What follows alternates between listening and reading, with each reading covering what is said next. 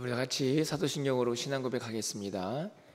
전능하사 천지를 만드신 하나님 아버지를 내가 믿사오며 그 외아들 우리 주 예수 그리스도를 믿사오니 이는 성령으로 잉태하사 동정녀 마리아에게 나시고 본디오 빌라도에게 고난을 받으사 십자가에 못 박혀 죽으시고 장사한 지 사흘 만에 죽은 자 가운데서 다시 살아나시며 하늘에 오르사 전능하신 하나님 우편에 앉아 계시다가 죄리로서 산자와 죽은 자를 심판하러 오시리라.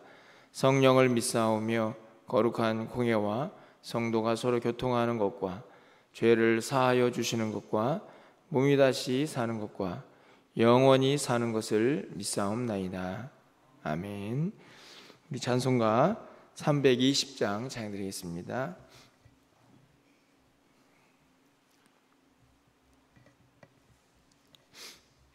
(320장입니다)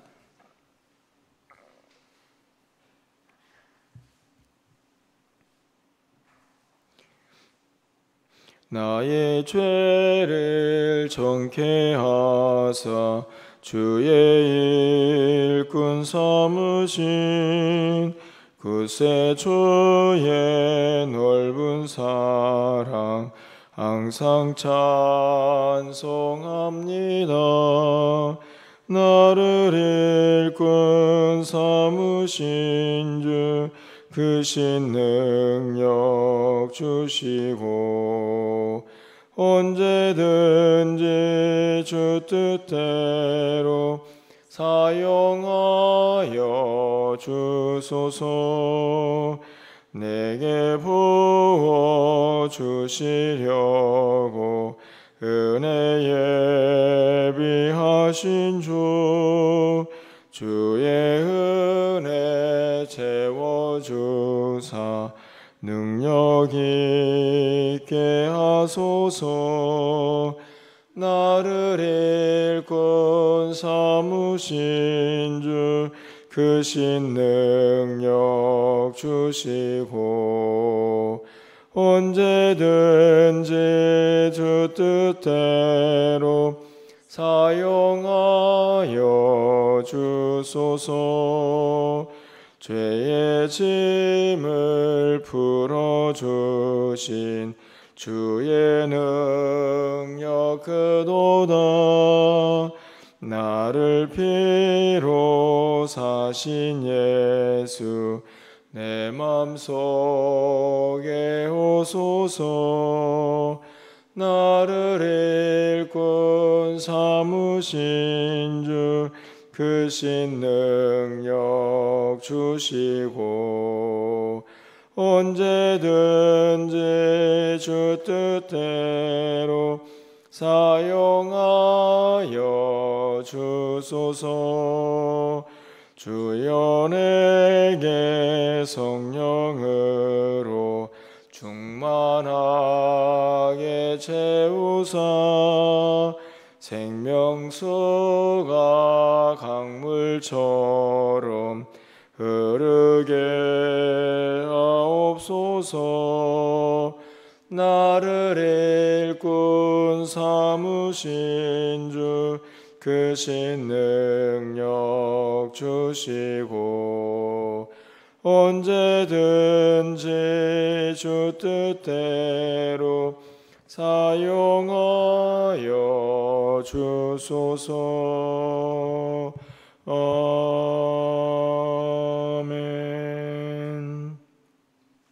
오늘 하나님 말씀은 예레미야 51장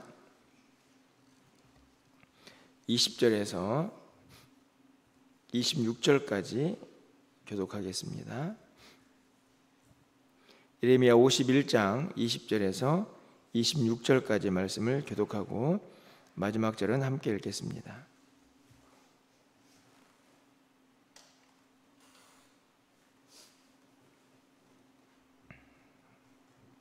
여호와께서 이르시되 너는 나의 철퇴 곧 무기라. 나는 내가 나라들을 분쇄하며 내가 국가들을 멸하며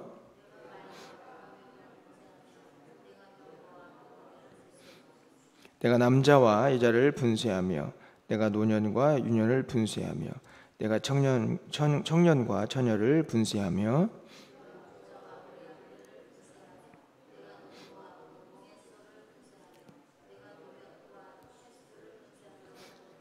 너희 눈앞에서 그들이 시온에서 모든 악을 행한 대로 내가 바벨론과 갈대의 모든 주민에게 갚으리라. 여호와의 말씀이니라.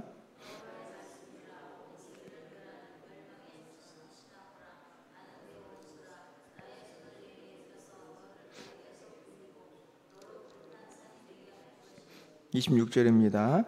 사람이 내게서 진모퉁이돌이나 기초돌을 취하지 아니할 것이요 너는 영원히 황무지가 될 것이니라. 여호와의 말씀이니라.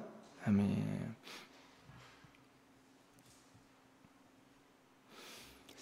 각 가정마다 많은 그릇들이 있고 그 그릇들을 가지고 또 이런저런 쓰임새에 맞게 사용을 이제 하게 됩니다. 성경에서도 그릇에 대한 비유가 있죠. 디모데후서에 보면 큰 집에는 금그릇도 있고 또 은그릇도 있고 나무 그릇 또 질그릇 다양한 그릇들이 이제 있는 것을 보게 됩니다. 그릇이 그곳에 있는 이유는 뭐 당연하게 그 쓰임새에 맞게 사용이 되는 것이죠. 그릇은 1차적으로 물론 뭐 장식용도 있을 수 있겠지만 그것에 맞게 사용되는 것이 가장 중요한 목표라고 할 수가 있습니다.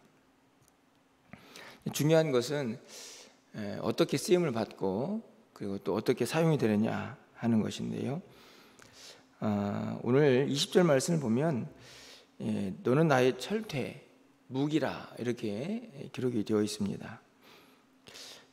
하나님의 철퇴인데 이 철퇴는 이제 어떤 나라를 가리킬까? 이제 뭐 학자들에는 좀 이야기가 있지만 대부분은 바로 바벨론이라 이렇게 이제 이야기를 합니다. 바벨론이라는 나라가 힘과 또 엄청난 이제 군사력을 가지고 주변에 있는 모든 나라들을 이제 다 점령했던 그런 내용들을 이제 기록을 하고 있는 것이죠. 이 내용을 보면 하나님께서 이 바벨론이라는 나라를 철퇴라는 무기로 또 사용을 하셔서 주변에 있는 나라들을 벌하는데 사용하셨다는 것을 우리가 깨달을 수가 있습니다. 그런데 오늘 우리가 읽은 본문을 보면 25절 이하에서는요, 우리가 다 읽지는 않았지만 바벨론이 멸망을 당하게 됩니다. 쉽게 말하면 하나님께서 하나님의 무기로 철퇴처럼 사용했던 바벨론이 이제 하나님의 또 다른 철퇴를 이제 맞게 되는 그런 모습이 기록이 되어 있는 것이죠. 우리 29절 말씀을 좀 가서 보시면 땅이 진동하며 소용돌이 치나니 이는 여호와께서 바벨론을 쳐서 그 땅으로 황폐하여 주민이 없게 할 계획이 섰음이라. 분명히 우리가 읽은 본문에서는 바벨론이 하나님의 철퇴라는 무기로 하나님의 쓰임을 받고 있는데 그 이후에 보면 그 땅이 심판을 받아서 주민이 없는 삭막하고 황폐한 그런 땅이 될 것이다 라는 말씀을 기록을 하고 있습니다. 왜 분명히 하나님의 무기로 사용이 되었던 바벨론이 이제는 하나님의 심판의 대상이 되고 있느냐 하는 부분을 우리가 생각해 보아야겠죠. 그 이유는 어제 우리가 살펴본 데 있지 않나 생각이 듭니다. 어제 우리가 바벨론의 무엇에 대해서 함께 살펴보았습니까?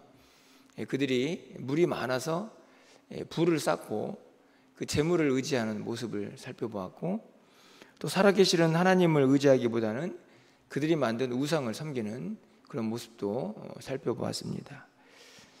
이런저런 죄악들의 가장 중요한 이유는 바로 교만이라고 생각이 드는데요. 이 바벨론이라는 나라는 그들이 힘이 생기고 문명이 발달하면 할수록 하나님과 더 멀어지는 그런 모습들을 이제 보여주게 됩니다.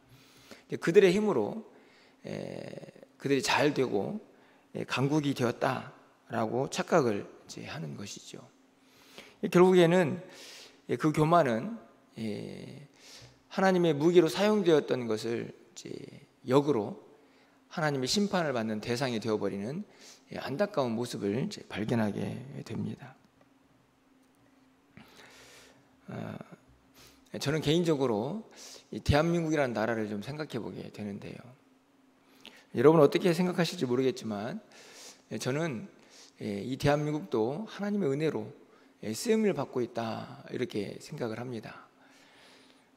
전쟁이 일어나고 이제 외국에서 다른 나라로부터 도움을 받는 그런 나라가 이제는 이제 성장을 해서 다른 나라를 돕는 나라가 되었고, 그로 인해서 얼마나 많은 선교사들이 또 열방을 향해서 파송이 되고 있는가 하는 것을 우리는 돌아보게 되는 것이죠. 이 모든 일들을 보면 저는 궁극적으로 우리나라가 대단히 능력이 있고 지혜로운 지도자들이 많아서가 아니고, 결국 나라의 모습을 보면 하나님의 궁극적인 은혜였다 하는 것을 깨닫게 되는데, 그것을 통해서 하나님 우리 민족을 사용하고 있다, 열방을 향해서 복음을 전하는 귀한 도구로 사용을 하고 있다 하는 생각을 갖게 되는 것입니다. 이처럼 나라든 민족이든 또 한 개인이든 하나님께 부름을 받으면 그곳에서 하나님의 쓰임에 맞게 사용되는 것이 큰 은혜라, 이런 생각을 하게 되는데요. 그런데 안타깝게도 성경은 믿는 자라고 해서 하나님의 부름을 받았다고 해서 다 하나님의 선한 도구로 사용되느냐, 그렇지 않다는 사실을 우리가 가르쳐주고 있습니다. 우리가 부름을 받았다면 마땅히 하나님의 선한 도구로 아름답게 쓰임을 받아야 하는데 그렇지 않다는 말씀이죠. 로마서 6장에 가보면 바울 사도가 이런 이야기를 합니다.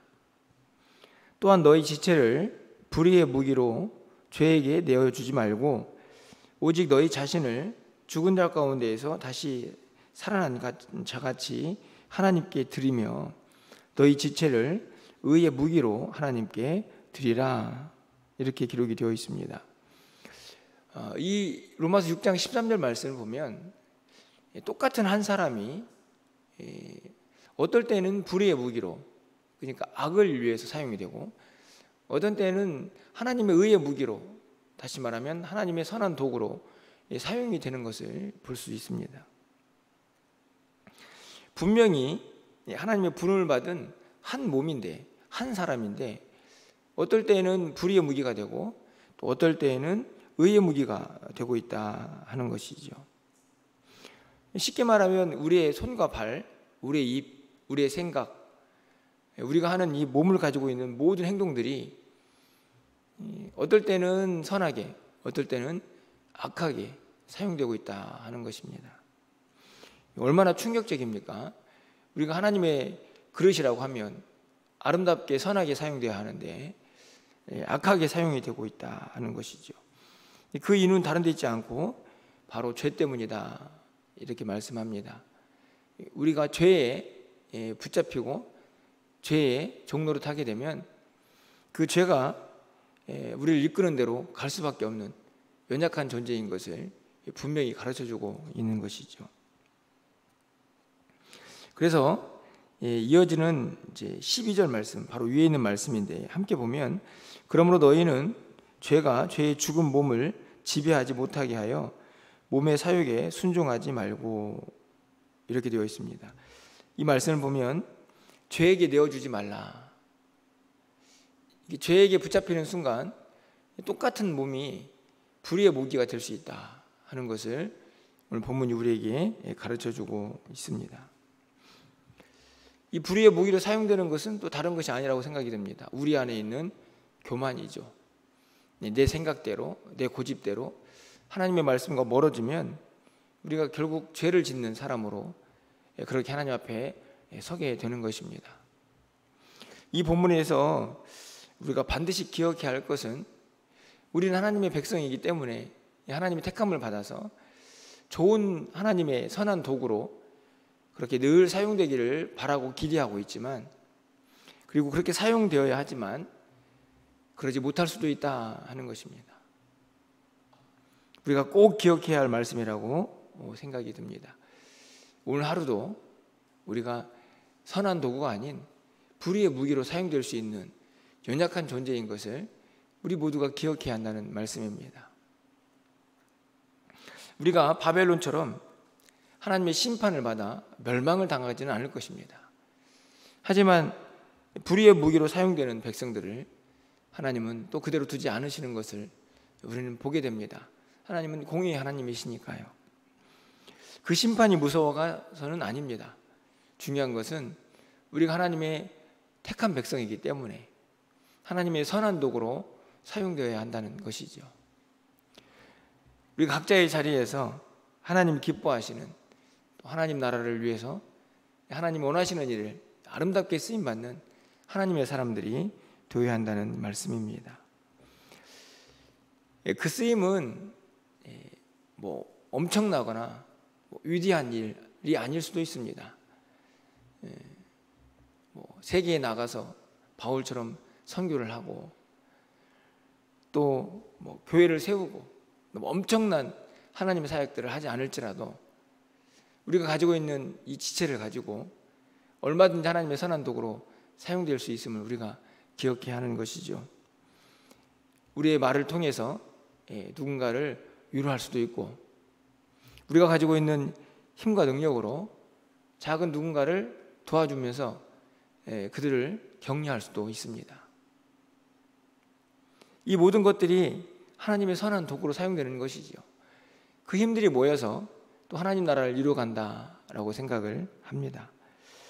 오늘 이 아침에는 우리가 하나님 앞에서 어떤 무기로 어떻게 사용되고 있는가, 우리 자신을 좀 돌아보았으면 좋겠습니다. 그냥 장식품처럼 하나님의 집에 있으면서 아무런 쓸모도 없는, 그냥 가만히 있는, 그냥 보관된 그런 그릇도 하나님 보시기에는 아름답지 않을 것이고, 사용이 되기는 하는데 자꾸만 엉뚱한 일에 다른 사람들을 상처를 주고 안타깝게 하는, 아픔을 주는 일에 사용이 된다면 그 또한 하나님이 보시기에 아름다운 그릇은 아니라고 생각이 듭니다. 다시 한번 또 오늘 우리의 모습을 이 아침에 돌아보면서 하나님 앞에서 의롭고 아름다운 무기로, 도구로 잘 사용될 수 있는 우리 모두가 될 수 있기를 또 기대하고 소망하면서, 우리 안에 있는 모든 죄악들은 반드시 주님의 도우심으로 이겨내셔서 오늘 하루도 우리 모든 지체가 하나님의 아름다운 도구로 그렇게 쓰임받을 수 있는 복된 날이 될 수 있기를 주님의 이름으로 축원합니다. 기도하겠습니다. 사랑의 하나님, 우리 모두가 하나님의 집에 있는 그릇으로 그렇게 부름을 받았습니다. 어떤 무기로, 어떤 도구로 어떻게 사용되고 있는지 이 아침에 다시 한번 우리의 모습을 돌아보게 하여 주시고, 간절히 바라기는 하나님의 택한 백성 받은 우리가 불의의 무기로 사용되지 않도록 하나님께서 우리 모두를 붙잡으시고 또 인도하여 주셔서 하나님 영광 위하여 쓰임받을 수 있도록 주님 인도하여 주시옵소서. 우리 안에 있는 모든 죄악들, 특별히 우리 안에 있는 이 교만한 마음들을 다 사라지게 하여 주셔서 우리를 통하여 우리의 주변에 연약한 자들이 새 힘을 얻고 위로받고 또 그들이 변화를 받는 일에 아름답게 쓰임받을 수 있도록 하나님께서 우리를 사용하여 주시옵소서. 오늘 한 날 또 각자의 자리에서 우리 모두가 살아가게 될 것입니다. 간절히 바라기는 연약하지만 우리가 지치지 않고 무너지지 않고 각자의 자리에서 힘있고 능력 있게 하나님 나라를 위하여 쓰임받을 수 있도록 주님 도우시고 또 인도하여 주시옵소서. 오늘부터 시작되는 우리 1층에 또 로비에 여러 가지 사역들이 있습니다. 하나님께서 은혜 주셔서 아름답고 귀하게 또 그 공간이 잘 사용되게 하여 주시고, 그곳을 드나드는 모든 이들에게 안식과 평안과 주의 은혜가 넘쳐나게 하여 주시옵소서. 그 일을 돕는 모든 이들에게 하나님의 또 은혜와 능력이 늘 함께하게 주님 도와주시옵소서. 연약한 자들에게 새 힘을 주시고 오늘 또 우리의 기도를 들어응답하여 주시기를 간절히 소망하고 예수 그리스도의 이름으로 기도합나이다. 아멘.